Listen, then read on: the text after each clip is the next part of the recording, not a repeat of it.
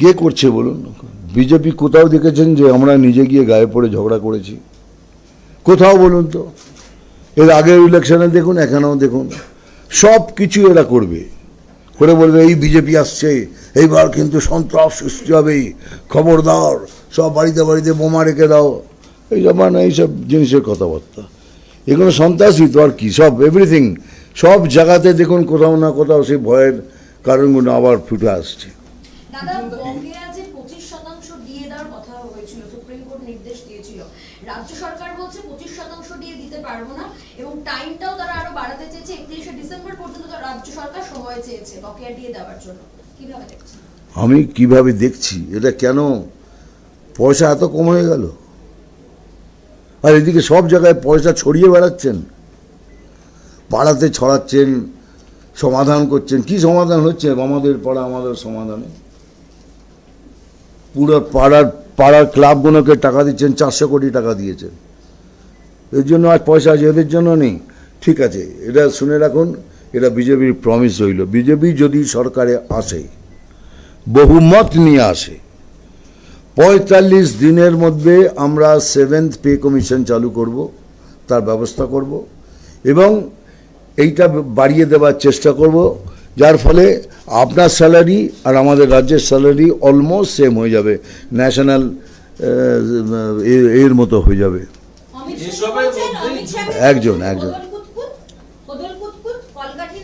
বাংলা ভাগের চক্রান্ত করছেন, এবং কেউ যদি না লড়াই করে, কেউ যদি কথা না বলে, তৃণমূল কংগ্রেস, মমতা বন্দ্যোপাধ্যায় বাংলার জন্য, বাংলার মানুষের জন্য ফাইট কন্টিনিউ রাখবেন। উনি তো করবেন, তো আমরা করব না? আমরা বাংলা না ভাগ করার জন্য লড়ব, পশ্চিম বাংলাদেশ না করার জন্য বিজেপি লড়বে। উনি একাকী লড়বেন, আমরাও তো লড়ব। উনি তো বলছেন খেলা হবে, আমিও বলছি তো খেলা হবে। এবার দুদলে খেলবে, দুদলে খেলুন, আর পেনাল্টিতে বল বসিয়ে আমরা গোল করে দেবো।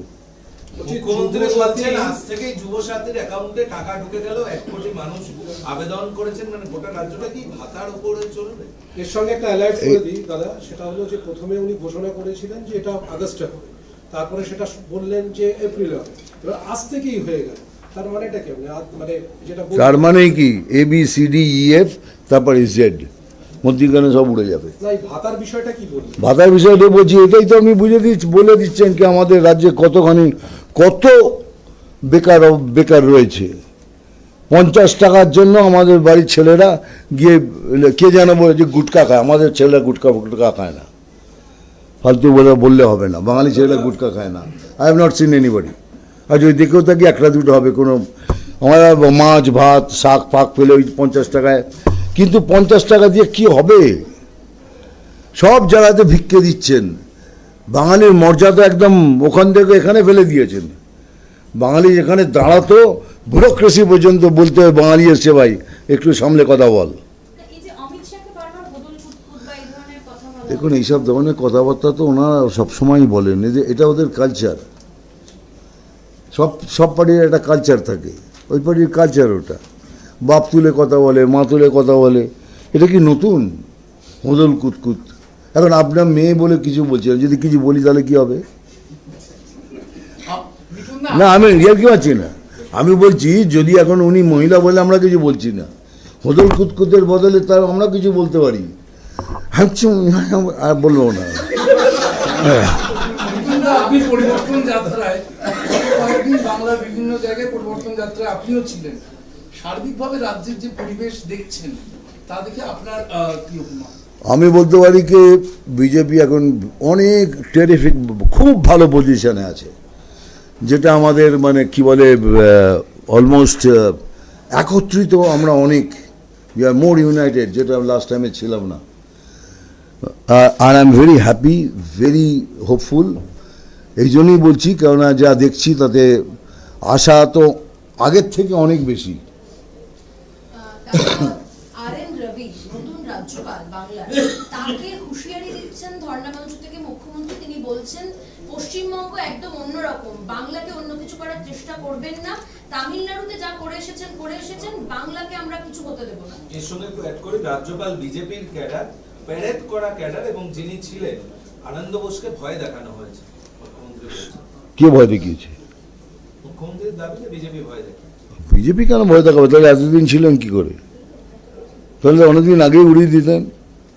এটা রাজ্যপালকে আমাদের মুখ্যমন্ত্রী বা কি বলে গৃহমন্ত্রী ভয়ের জন্য চুপচাপ বসছিলেন। আর এখন ভয় দেখানোর সময় এলো। That is a time for everything. আর টি.এন. রবি যে এসছেন, উনি খুবই আর.এন. রবি যে এসছেন, উনি খুবই শিক্ষিত লোক, পড়াশোনা করা লোক, এক্সপিরিয়েন্স লোক। এইসব কথা বলে ওনার কিছু যায় আসবে না, না আমাদের কিছু যায় আসবে। এইসব খালি হুমকি চলবে, প্রত্যেকবার চলেছে, এবারও চলবে। দেখি না কি করেন। আজকে ধর্ণা মঞ্চে মমতা বন্দ্যোপাধ্যায় ভবানীপুরে কিছু বৈধ ভোটারকে নিয়ে তিনি দাবি করছেন তারা বৈধ ভোটার, কিন্তু তাদের নাম বাদ গেছে এবং তাদেরকে নিয়ে ধর্ণা মঞ্চে আজকে তিনি উপস্থিত হয়েছেন। তিনি বলছেন যে এদের নাম কেন বাদ গেল, স্পেসিফিক একদম ভবানীপুর থেকে, ভবানীপুর কেন্দ্র থেকে। কেন ভবানীপুরে ওনার সব থেকে বেশি ভোট কাটা গেছে। দাবি করছেন 60,000 ভোট কাটা গিয়েছে। ভবানীপুরে সব থেকে বেশি ভোট কাটা গেছে। ওখানে দাঁড়ালেন, নিশ্চয়ই হারবেন, 100% উইল লুজ। না, উনি বলছেন যে এক ভোটে হলেও ভবানীপুর থেকে আমি জিতবো। আচ্ছা জিতবেন, ঠিক আছে জিতবেন, অল দ্য বেস্ট। কিন্তু আমাদের মতো এতগুলো ভোট কেটে গেলে যে ভোটের সংখ্যায় উনি জিতেছেন এমনি হেরে যাবেন। বিজেপিকে সামাজিক বয়কটের কথা বলছেন অভিষেক ব্যানার্জি। বলুক না, বলুক, সামাজিক বয়কট করুন, তুলে ফেলে দিন। আমরা তো অচ্ছুত, তাই না? আমরা তো মানে আনটাচেবল হয়ে গেছি। ছোবেন না আমাদের। আপনাদের পাওয়ার আছে, আপনাদের সব কিছু আছে, করুন whatever you feel like. It's a democracy, you can say anything. Bhabanipur থেকে মমতা বন্দ্যোপাধ্যায় যদি দাঁড়ান তাকে হারানো কি সম্ভব? মানে আপনি কি বলেন? সম্ভব নয়, এটা সম্ভব হয়ে গেছে অলরেডি। যা ভোট কাটা গেছে তাতেই মনে হচ্ছে কি খেলা শেষ হয়ে গেছে। তবে উনি বলছেন জিতবেন, অল দ্য বেস্ট।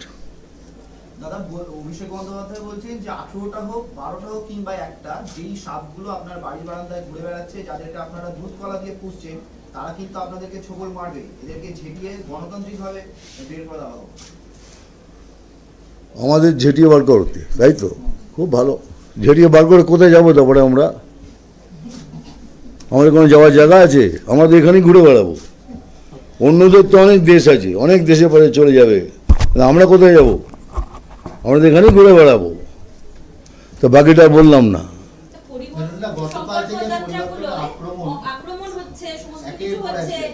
একের পর এক জায়গায়। যারা একদম লোয়ার লেভেলের বিজেপির কার্যকর্তা কর্মী, তাদেরকে কি বলবেন? তারা কি শুধু মার খাবে? দেখুন, আমরা তো চাই না কেউ মার খাক। আমরা সবাইকে বলেছি, আমরা একটু অনেকটা ধৈর্য ধরে ফেলেছি, নিজেকে কন্ট্রোল করে রেখেছি। এখন কিছু করিস না, কোনো করিস না। কিন্তু তারাও কিন্তু রেডি, যেটা ওরা চাইছে, কোথাও মারামারি হোক, কোথাও ঝামেলা হোক, টেনশন বাড়ুক, এটা ওরা চাইছে, ওটা আমরা করতে দিচ্ছি না।